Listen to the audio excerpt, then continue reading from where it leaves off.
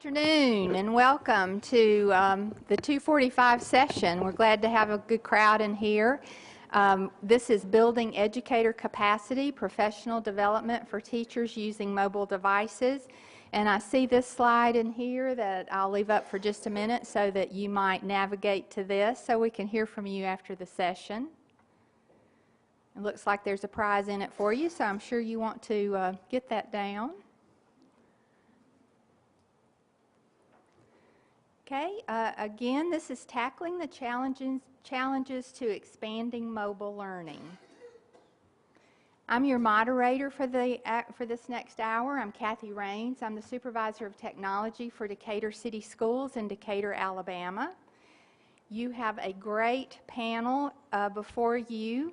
The session, today's session will be what I like to term a professional development session. We're looking at helping teachers to develop new skills to help them face the challenges that mobile learning can bring, and leveraging new solutions for professional development. So as I said, we have a great panel ahead of us. You're going to hear some wonderful information. I'll introduce them briefly so you'll see who they are, and then they have such a rich background that we're letting them spend a little bit of time introducing themselves to tell you a little bit about what they do in their positions. Barbara Tracy is Director, EdTech Leaders Online for the Educational Development Center. Jared Mader is Director of Technology for the Red Lion Area School District. And Tom Carroll is President of the National Commission on Teaching in America's Future. So we'll get started with Barbara. Okay, thank you.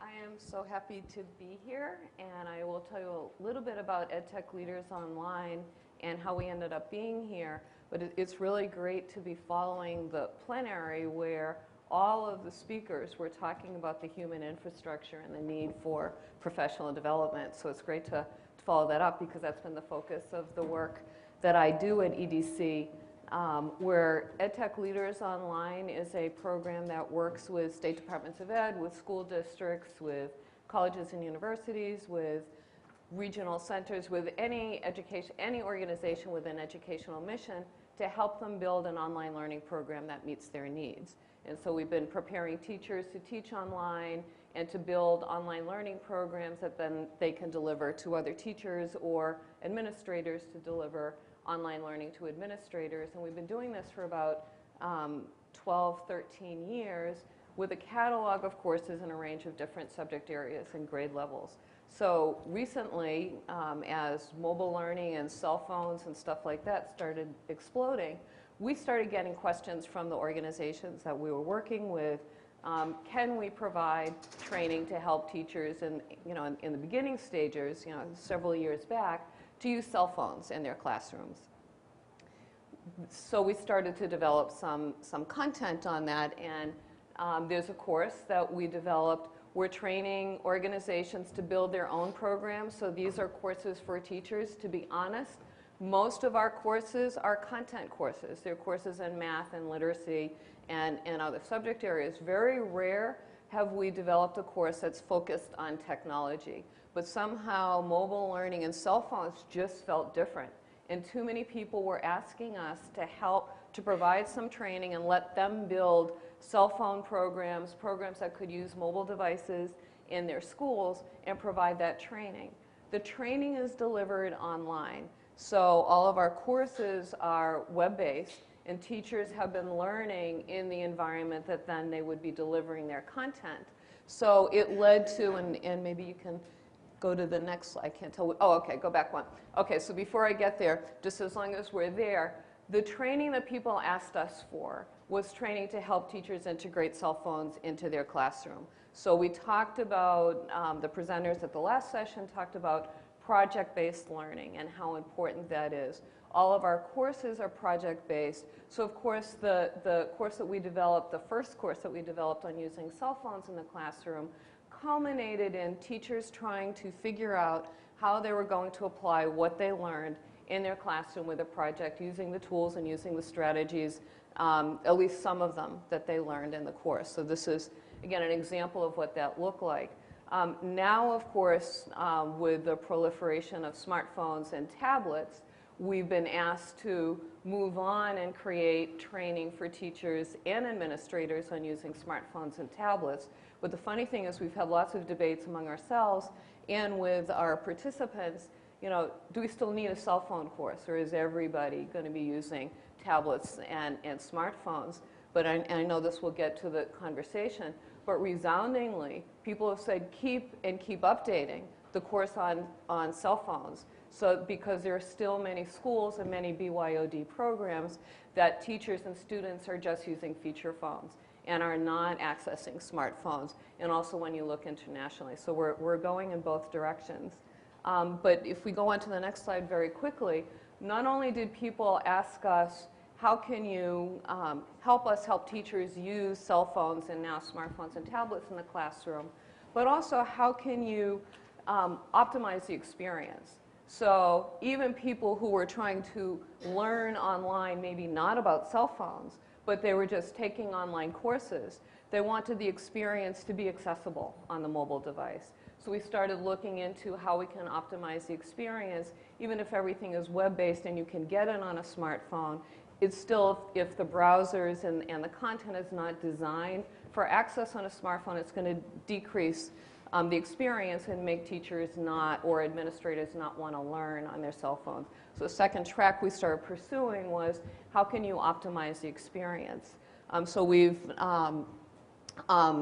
let's see. Okay, so the last strategy, I forget what order the slides are in, and I'm not even looking, so I apologize for that. The third area we started working on, which brings those two together, was how does access to smartphones and mobile devices change the way we do professional development, whether it's online professional development or whether it's face-to-face professional development. How can the strategies and the tools and the applications that are available help us get better at the professional development? So we started training our online facilitators as well as building mobile strategies into the online courses, so that if you wanted to improve community, which was very important in the way we do courses, to improve community, to push out information, to add information in an ongoing way, and to help help teachers and administrators not only learn the content in the course and start using their smartphones to do it, but to start developing habits of lifelong learning. So I probably could go on for a long time. I know I've gone over my 3 or 4 minutes I was supposed to do, so I'm going to stop. I'm glad that her examples have Twitter. That's my favorite PD tool. Okay, Jared? Great, thank you. Well, welcome everyone. And just to give you a little background about me, could you hand me the remote? Oh. And that'll Okay. Thank you. I was actually a former chemistry teacher prior to becoming the Director of Technology in the Red Line Area School District. Our school district is located in South Central Pennsylvania, about an hour and a half north of here, about 6,000 students, 400 professional staff, 750 staff overall. Prior to entering into my position, I was one of 2 technology integration specialists in our district. I also serve with ISTE, the International Society for Technology and Education, as their one of 2 science curriculum specialists. I still hold that position today.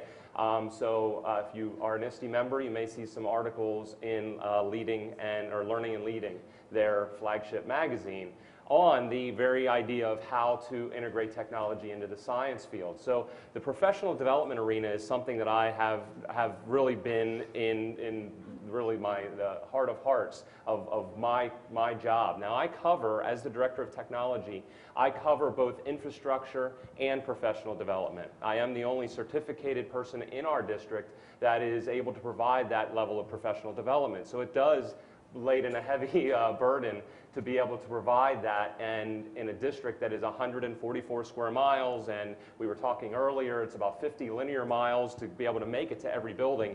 I've really had to be creative with how I provide and deliver professional development to our staff. With that said, to provide a little bit of context about our district and what I believe our mission to be, our vision and our mission statement: I am the only instructional staff member in the IT department. So when working with 10 others who have an IT background, I have to really, one of the things that was very important for me when I came on board was to reshape and restructure the focus of that department. They did not work on hardware. What they did is they provided a service to teachers that enhanced student learning. And that was something that they had to see was the direct connection.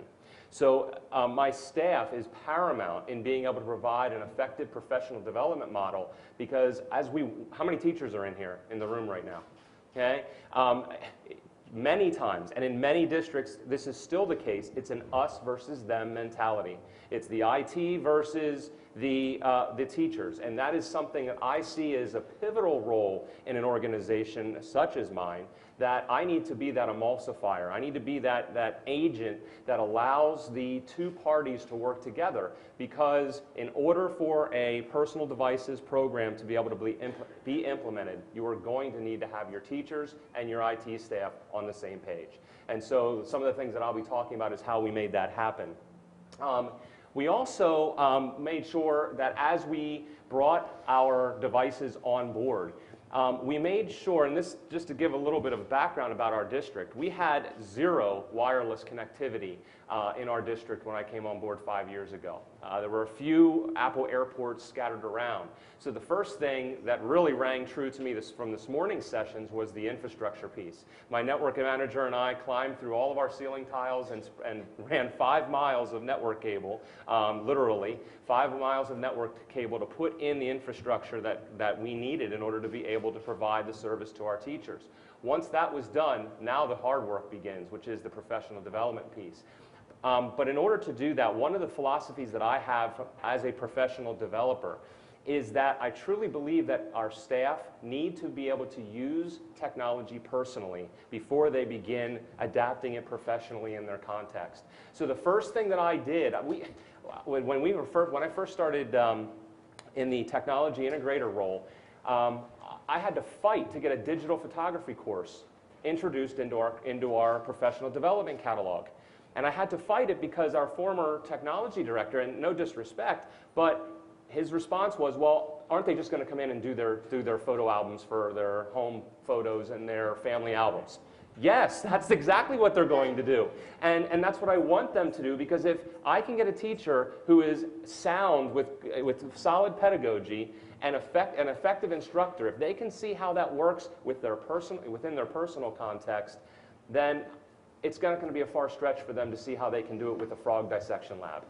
So that's really my primary focus, was to get our staff online with their personal devices in our buildings before our students. Make our students jealous, and that's what I wanted. I wanted to have our students see the staff using those, and using those responsibly. The next piece then was to make sure to put in place the protocol, the policies that informed parents of how this was going to happen. This was actually, again, about 3 or 4 years ago, this infrastructure was starting to go into place in my district. And at that time, it was still it is a conservative area in South Central PA where our district is located. So much that there was a front page of the opinion section of the York Daily Record, an entire article about our program that was followed up the following week with a personal devices in the classroom, what do you think? And you can only imagine what the respondents were from parents and community members about they were ready to burn me an effigy of the things that I was trying to bring in as a cultural shift. Because what we now see is that digital divide occurring once again. So what used to be who had the best sneakers, now it's taken one step further, and well, now some kids have the devices and others don't. So those are the things that we had to really build in the district. And then finally, we were able to get our students online and get to a point where we prepared our staff to be able to adapt their instruction, which we'll be sharing about here in a moment. Okay, Jared, thank you so much. As you can see, we have a very rich panel here, very knowledge-wealthy panel. Tom? Thank you. So I'm Tom Carolyn, President of the National Commission on Teaching in America's Future. Was formed in 1994 by Linda Darling Hammond. to focus on quality teaching in schools organized for success, to do research on that and to advocate for that. That's still our mission. We believe it's a two-part proposition. Quality teaching is a verb, and quality teaching happens only when you have schools organized for success. You can't have one without the other. We believe that quality teaching is a team sport. So we cannot get there by the emphasis on individual micromanagement, carrot and stick incentives. We've got to get there by building collective capacity. Just one background about the Commission. The Commission is, despite the fact that it's called a Commission, it's a non-government organization. It's a non-profit organization. We're nonpartisan and we're nonviolent, okay? Especially when it comes to education improvement, okay? How did this initiative come about? It's called Teachers Learning in Network Communities. It grew out of research that we did on the teacher attrition problem in this country. So let me ask again, how many people in the room are current teachers? Raise of hands. Current teachers, current in the classroom teachers. How many are former teachers? Wow. Interesting. Wow. That looked like about 3 or 4 to 1, okay? Which is just about what national data tells us. That after, no, assistant principals, principal. you're still in education, but you're not teaching. Well, we're not classroom teachers. You're not classroom teachers. Absolutely every day. If we're not teaching, we're not doing our job. Okay. So here's what we found. I'm in somebody's classroom 25% That's of right. my That's day right. every day. So you're exactly on message for us, because what we found was that we train and hire thousands of teachers, and 5 years later, 40 to 50% of them have left the classroom, either left teaching altogether or have left to advance to some other position in education. The attrition rate in the District of Columbia, where we're sitting here, they lose 50% of their teachers in 2 years. They're gone from the school system in 2 years. So 50% are gone in 2 years. So in this room, we have about 3 to 1 former teachers to current teachers. And I'm acknowledging that many of you who are former teachers, probably all of you are still involved in education in some way. When we looked at the attrition or the high teacher churn in schools, teachers told us 3 things. First thing they told us was, I went to a good school of education, but I don't feel prepared for the challenges I face. Second, they tell us, I've been thrown in sink or swim. Not only am I not prepared, but I don't have the support I need. I'm working alone in the most challenging job of my life. And third, they said, I don't see the career path in front of me as a teacher. I'm the 2nd grade teacher or the 4th grade teacher, and I've been doing it for 5 years, and I'm pretty good. But if I stay doing this, I'll still be the 4th grade teacher 30 years from now. Where's my growth curve? So at that point, they start to go out into different routes in education, or they just leave teaching altogether. So when we looked at that, which was in about 2003, 2004, we said, look, we have teachers, thousands of young teachers who are telling us they don't have support, they feel alone, they feel isolated. This is the 21st century. This is the most connected generation of people we've ever had. Nobody should be telling us that they're alone, without support, isolated, when they need help. So that's the origin of T-Link. We had grants from AT&T, Microsoft, U.S. Department of Education, and now Qualcomm for mobile participation in these learning networks. So I would echo some things that have been said here and in the plenary a few minutes ago, which is, first, we're talking about a mobile learning infrastructure that is built with and by skilled people who know how to facilitate learning in all different roles and capacities, okay? Second thing is, it's not just teachers learning how to use mobile devices to facilitate learning, but it's teachers becoming mobile learners themselves. Teachers themselves must become mobile learners. And that's our goal in T-Link. First is we have 9 schools of education that work with participating school districts to create a blended face-to-face and online learning environment that begins during the teacher preparation years. So we're not asking a novice teacher in her first year in which she's overwhelmed and say, well, now we want you to learn to be in a network community. They're already in a network community in their preparation years, which just continues to support them into their induction years. They have real-time access to a professional community. They also see that they have not just access, but they have professional growth paths. So they could become a teacher coach. They're linked back to their School of Ed faculty. They see that there are people like yourselves who have grown and become professionals and have new roles in the school, coaching and mentoring other teachers. They're connected to them all the time, and they see that growth path, and they're part of participating in that growth path. The final thing we're doing with T-Link is we believe fundamentally that schools of education need to get out of the teacher preparation business. So let me just say that again. Schools of education need to get out of the teacher preparation business. That doesn't mean they need to get out of business. They need to get into a different business, which is called educator workforce development.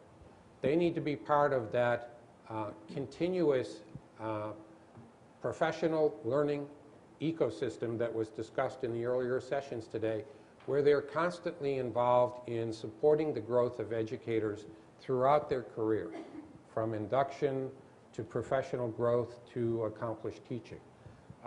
That's educator development. It's not preparation and then launch them and say goodbye.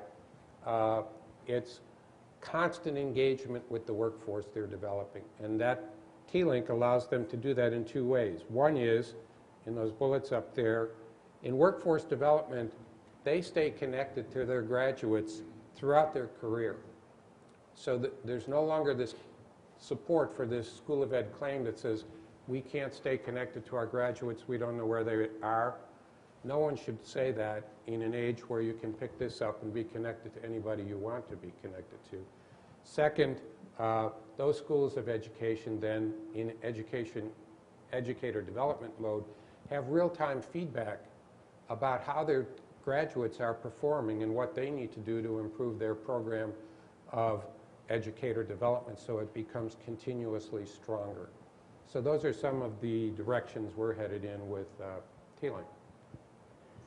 Okay, Tom, thank you.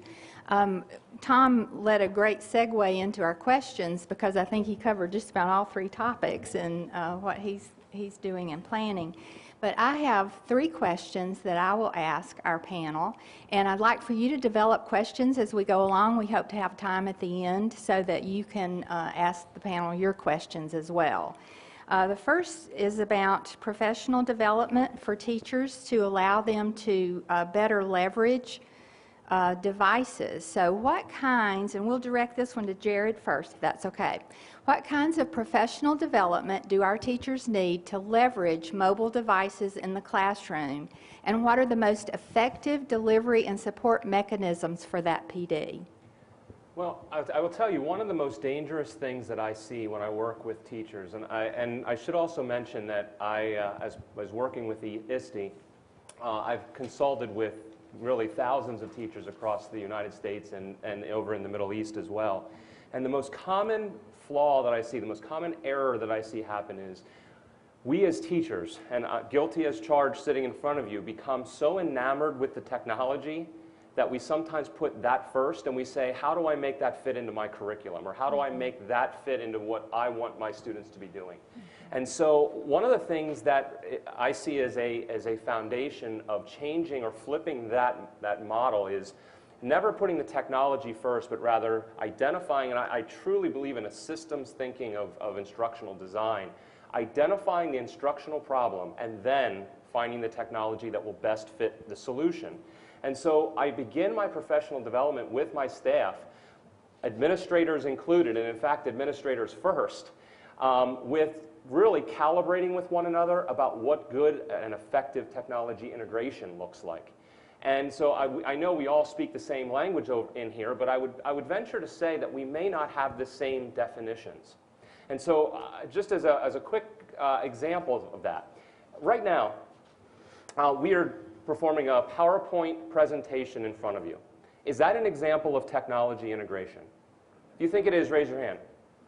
Okay, now, I don't win any points sitting up here by telling 100 of you that you're wrong, except you are.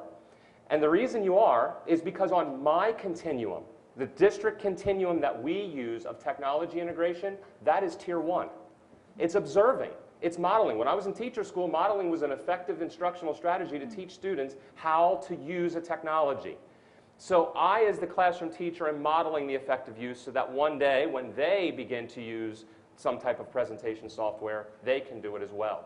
We had to create a calibrated definition because just like in this room, we were all off on different places. When I said that, my teachers and my administrators were also in that same position. And so the first element is creating that common and shared definition. Once we've identified that, or once we made clear what good and effective technology integration looks like, then it was time to begin looking at effective instructional practices using technology. I didn't care if it was a mobile device yet, because at this point, as I see it, the teachers who are my most effective technology integrators have no demographic identifier that allows me to say they're going to be good. The pre-service teachers or the teachers that are coming fresh out of school, often they are deemed as, oh, they're going to be fantastic, and they're going to be fantastic because they're young and they have a Facebook page. Okay? Well, I have found zero empirical evidence that student achievement in those classrooms is better as a result of their level of technology integration.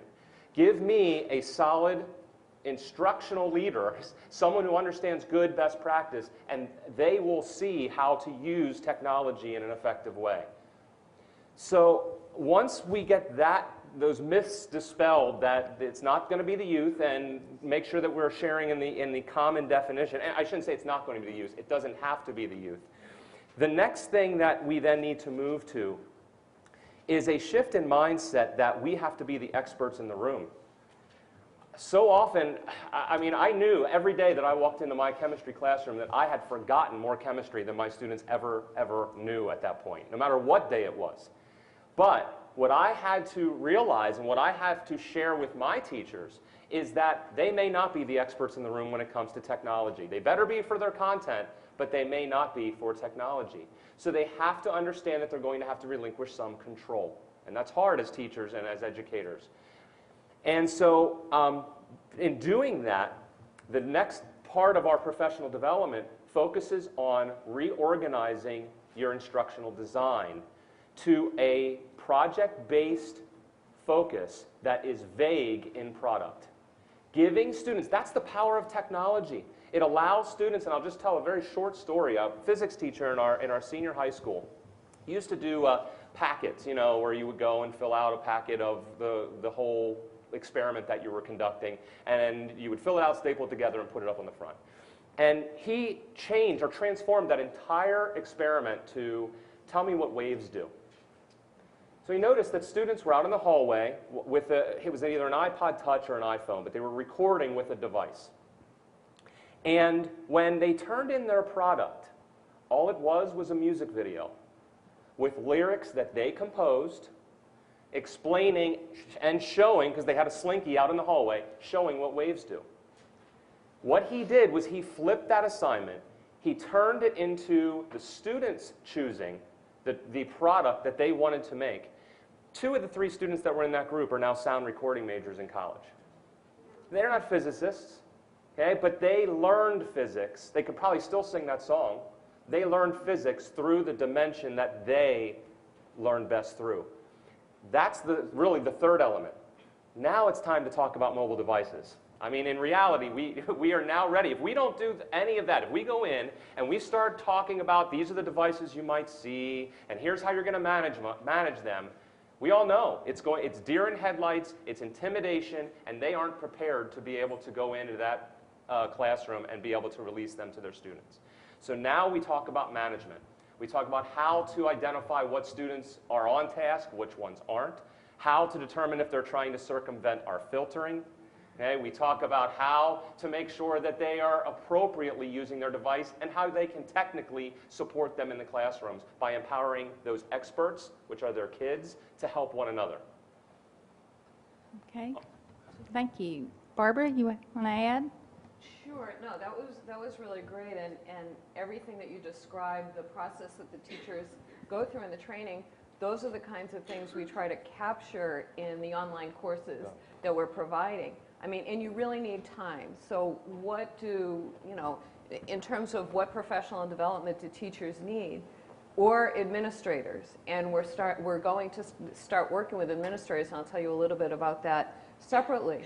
But teachers need time, and administrators, to figure out what the power of the device is, to figure out where it's useful, where it isn't useful, but most importantly, which you both have already talked about, is you need to have experience using it for your own learning. And that's, you know, that was what drove us in both creating the optimized interface as well as starting to integrate us figuring out how will this help us in our own teaching or our own facilitation of online learning. All of a sudden we realized we're providing professional development, it is online, but we were not necessarily incorporating all of the strategies we could be incorporating. So we went into some study as we were updating our online facilitation training and started realizing not that every participant would want to use the mobile device for learning or even have access or want to use their data plan for the online professional development. So we realized we had to develop something that would be that could be differentiated and would take people at the pace that they wanted to go and make it useful for where they wanted to be useful. So facilitators starting asking participants, you know, do you want to receive text message reminders? Will you participate in online polling if we do want to figure out when the webinar is or when the next thing is or what we want to do next?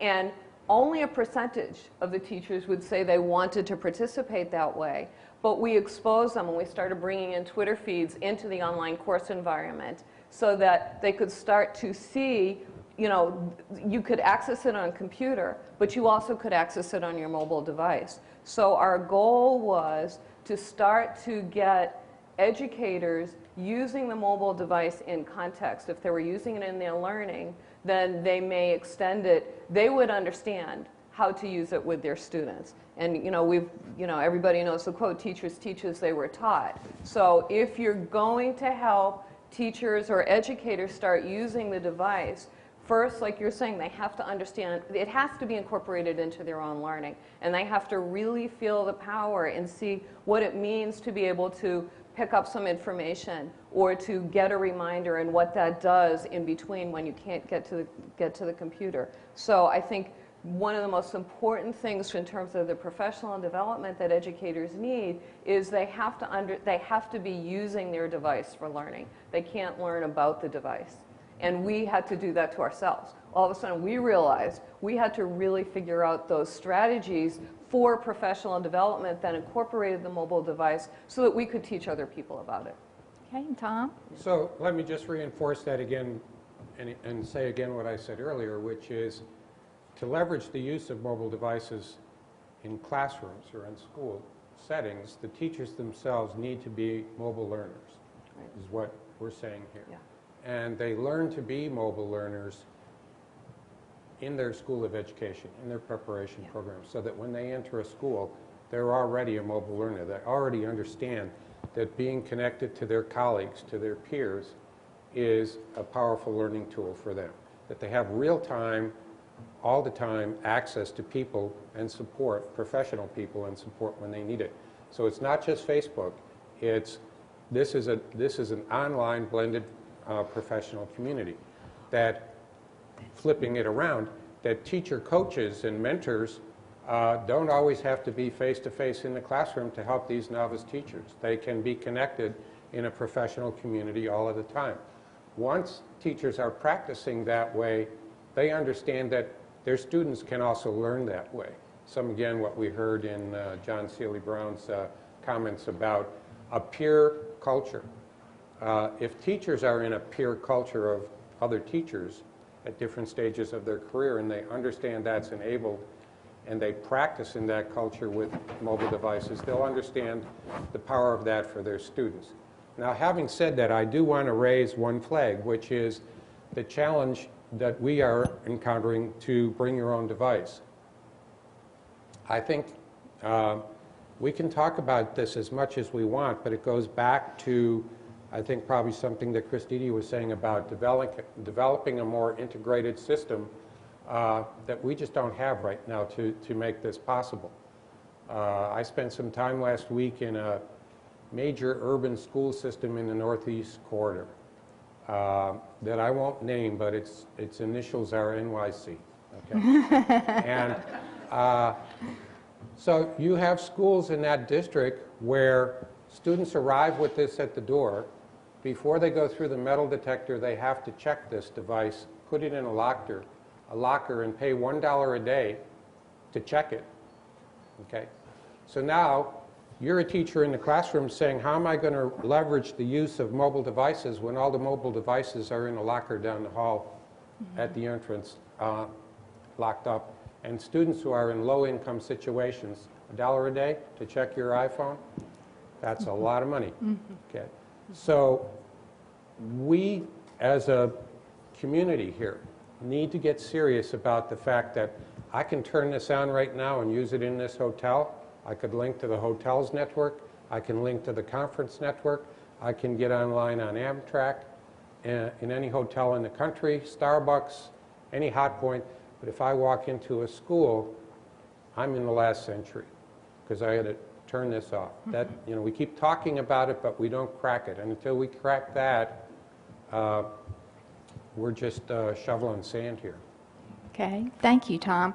As I said, I have 2 more questions, but we're getting the 10-minute signal, which is now probably like 8. So I want to give time for you to ask questions too. And I think really we've already heard the answers to these questions from our panelists, because we've heard Tom and Barbara both speak about pre-service education for our up-and-coming teachers, and then heard about Twitter feeds and using those for professional development and some of the other online methods. So I'm anxious to hear from your questions, too. I don't want to leave you out of this conversation. So does anyone in here have a question they'd like to ask? Yes, go ahead. How do you manage the PD that you do with the teachers? It's a great question. Help that. I have a hybrid of about 3 different methods. Do you want to repeat her question, just make sure everybody heard? Absolutely. The question was, how do I manage professional development, the actual, we talked about time being a concern. I truly believe in the just-in-time approach. I want my staff to be able to get what they need when they need it, not when my schedule permits it. So I run go-to-meeting webinars every week on a different technology topic. Many are geared towards personal devices. Many of them are geared towards Web 2.0, that sort of thing. Those are then archived on our website so that any of our staff can go back, Jared on demand, if you will, and pull those up at whenever it's convenient for them. The second method, and this is a newer method that we're working on, is creating, we already use Blackboard and Moodle for our students. We have a cyber academy, and we have probably close to 200 students in that cyber academy that's a hybrid where they come to school, but then they also take online courses. Well, why are our teachers not doing that? So we are in the process right now of creating some Moodle courses to that effect. And then the final is our traditional face-to-face workshops that we have that are at a centralized location. But I will tell you, they are dying off. Just last week, the go-to-meeting webinar that I had 75 teachers online, and that's how many were signed in. That's not how many were sharing a single computer, all at the same time. I haven't had 75 teachers come to a physical workshop in my district ever. And I had it in one session. And I keep them short and succinct, 20 to 30 minutes at the most. And I do it during their beginning and end of day. I do them twice a day, once for the elementaries in the morning that come in a little earlier and the kids arrive a little later, and then once for the secondary in the afternoon for after their kids leave. I have to adapt to the teacher's schedule. I can't expect for them to adapt to mine. Great ideas. Another question? Yes, you in the back? I have a question that builds on the one that he was just asking. If that, it's just really short. Okay. So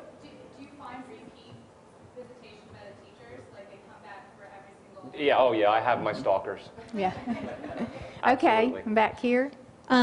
I think one of the hardest things to make that transition for teachers is that, there has to be a fundamental shift, from being in complete control of the content to understanding that the learner has to be in more control. So has anybody done work on that, which is not about technology, although getting familiar with the technology is necessary and important? How do you help teachers make that transition? Barbara? You give them an opportunity to be supported while they explore that. That's one of the nice things, and I'm sure that there's many answers. One of the nice things about learning in an online course, you talk about time, we've been talking about time, learning over a period of 6 or 7 weeks where you're exposed to things, you're supported by your administration to be in the online course, and you can try something out in a supported way in your classroom, come back and share it with your peers, share what happened, and be supported. It's an experimentation that's supported.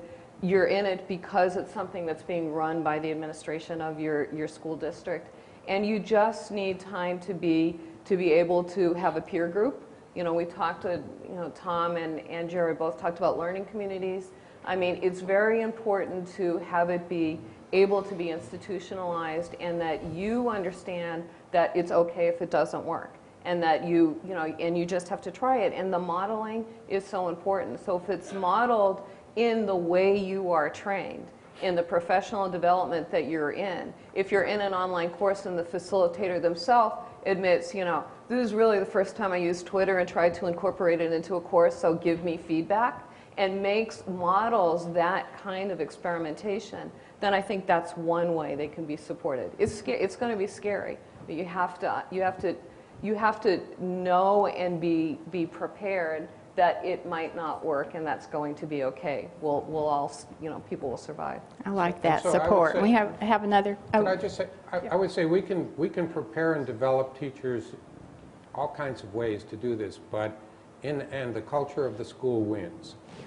And if the culture of the school remains focused on being a staff of authorities versus a staff of learners, co-learners with students, you're just not going to get there. So a key dimension of that is the leadership in that school has to create a safe space, a culture of professional growth and learning that says, we support your continued exploration, challenge. Some things you're going to try are not going to work. We're backing you, okay, as a learner. Teachers need to know that somebody's got their back if they're going to step out and try something different. And if you don't have the leadership in the school behind that, you're just not going to get there. I like that support and culture. And we had a question right back here.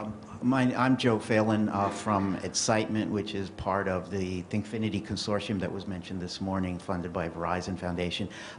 We have had great success with social media such as Twitter and Facebook, and in a way we use that as professional development as well as promotion of our resources with teachers, and we've seen a great jump in our numbers as a result. So I know you've all mentioned Twitter and Facebook, but how important are they for the professional development you're doing, and how many of your teachers, what % of your teachers are actually using Twitter and Facebook, if you know?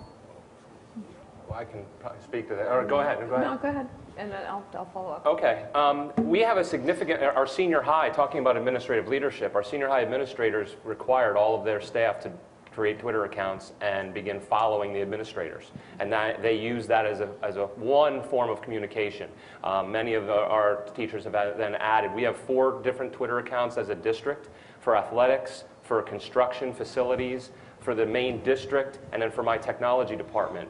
And we have thousands of followers between all of those that are for weather announcements, that sort of thing. And then our teachers are now seeing the power of that in their own classrooms. In fact, I just had a 5th grade teacher who's using it as a free audience responder with his students.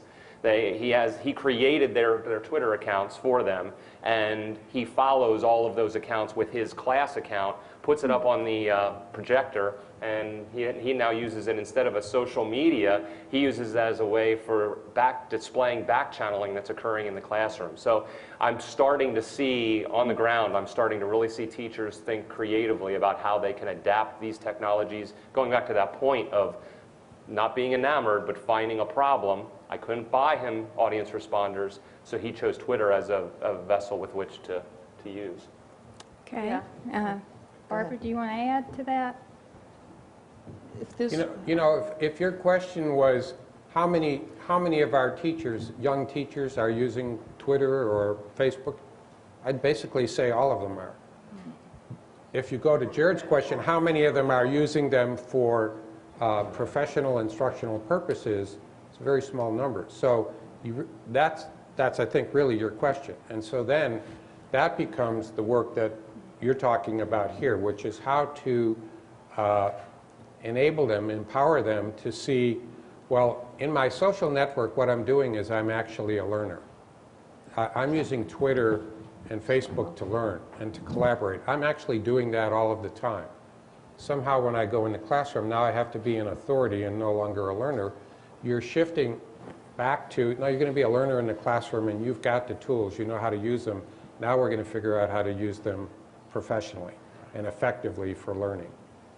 and I Okay. think getting that experience, if you get it in some context, our goal is to have the teachers develop a network during the course, maybe even just with the other learners in their course, but also get exposed to other, whether it's a course on math or whether it's a course on mobile learning, they'll start following hashtags that they'll be introduced to that during the course now, so that it's way beyond the course. And we haven't done the research, but for an upcoming project, we're going to be looking at if teachers start to develop personal learning networks that are way beyond the group that's in the course through what they're introduced to during the course, will those continue? Both the peers that are in the course, but also their broader feeds, and will they find other ones?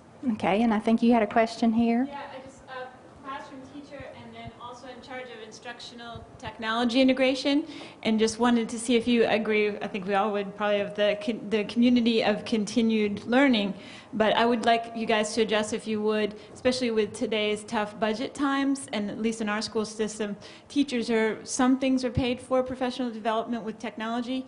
Other times it's, we hope you come because what would be good for your classroom.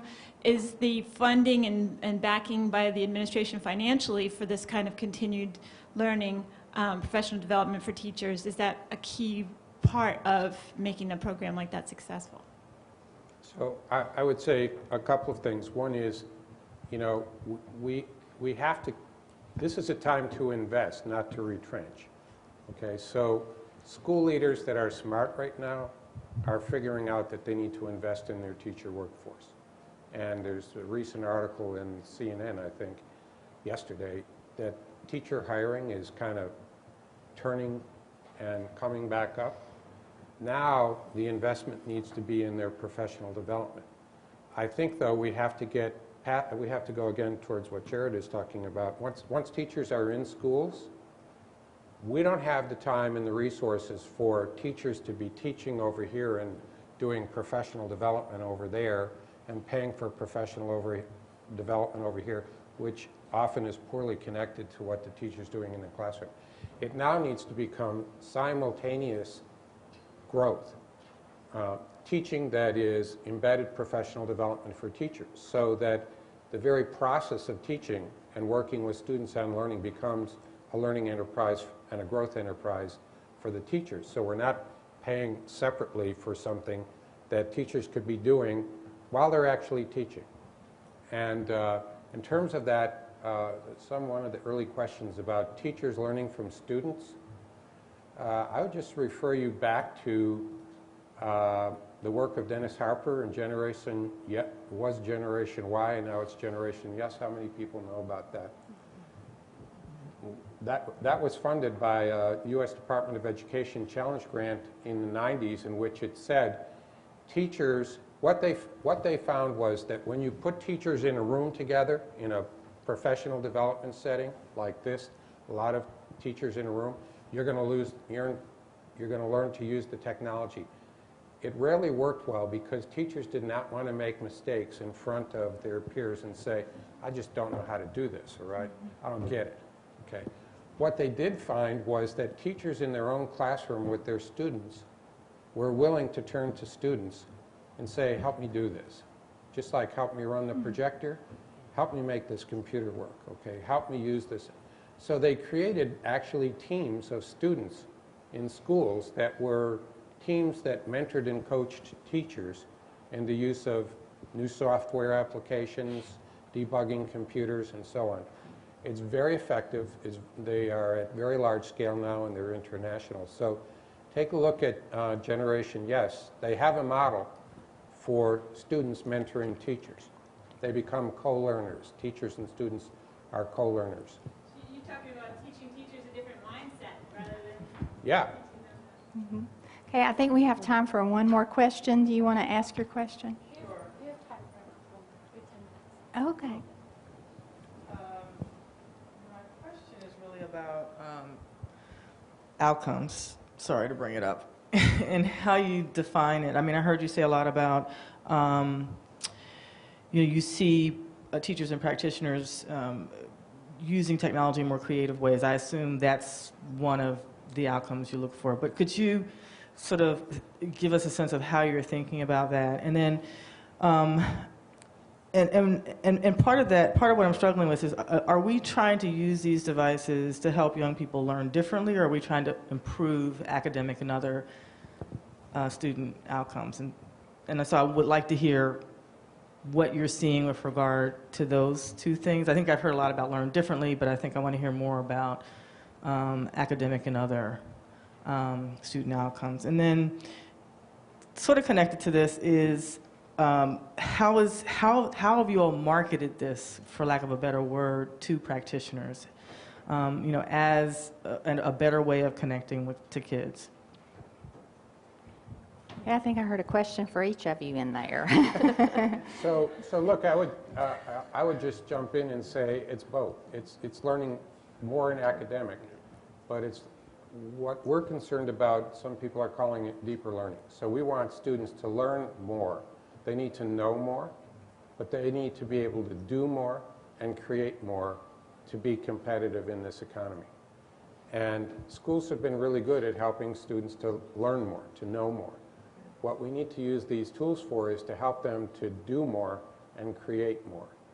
And to get to an assessment of those outcomes, we need some very different kind of assessments than we have now. And it I totally agree. That's what I was going to say. And when you think of the Common Core,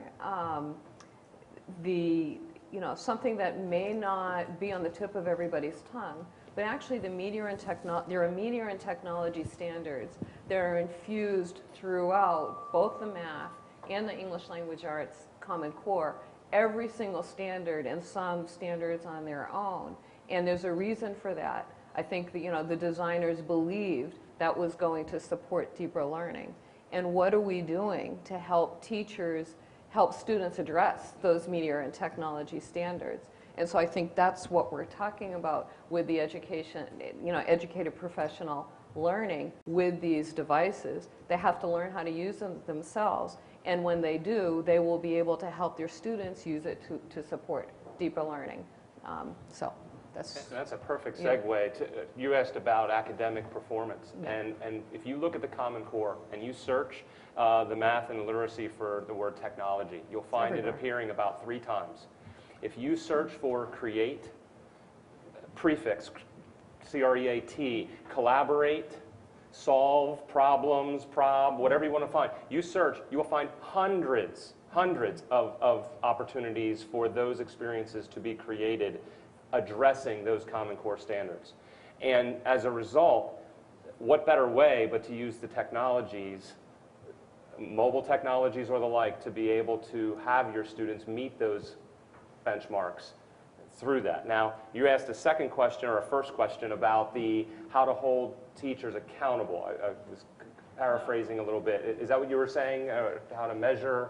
No. You weren't talking about... How are you defining success beyond Okay. We prescribe to Danielson's model. The state of Pennsylvania has just adopted Charlotte Danielson's teacher framework. And the two domains that are the on-the-stage domains, we focus on how engaged are students. And while the technology may not necessarily, unfortunately, there's not a lot of studies that show direct correlation between technology interventions and increased academic achievement. But what we do know is that if students are more engaged in their learning and they learn at deeper levels, then we're going to see academic boosts. And so those, I think, are directly measurable using the teacher observation tools that we have tied to Danielson's work. Just one thing to add, different way to look at outcomes. And sorry, I can't actually see you over there. Different way to look at outcomes. And in addition to that is we're looking at the teachers. Are they actually applying what they learn in the professional development in their classroom? So project-based learning for the teachers and an expectation that they're going to share, for example, in our online courses, they have enough time during 6 or 7 weeks to learn, to experiment, and to create a classroom project that they're expected to implement either during the course or immediately afterwards. And being able to look at when you get to week 6 in the course and every single person in the course is sharing in the community the project that they've created and maybe that they've actually already implemented, to me that's an outcome that I'm looking at. One webinar or even one 30-hour course is not going to change test scores or dramatically change everything about a student. But if we look at it as a step-by-step thing and we start to see the supported teachers like we were talking about before, the administrative support for teachers to start changing their practice, and they actually have learned how to change their practice and they're willing to do it, that to me is the outcome. If we're speaking about professional development itself, that's the first step. So, and I would take that a step further back to the embedded professional development. So not just looking at does the training or professional development that the teacher gets over here get played out in the classroom, but does the classroom itself become a professional growth environment for the teacher as well as the student? So are the teachers and the students simultaneously learning? So that if you're doing inquiry learning, the teacher is doing inquiry learning with the students.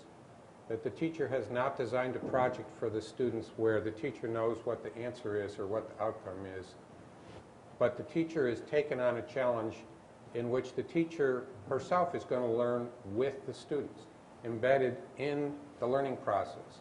So how can we move the practice of teaching from knowledge transfer to collaborative learning with students? That's powerful professional growth for those teachers.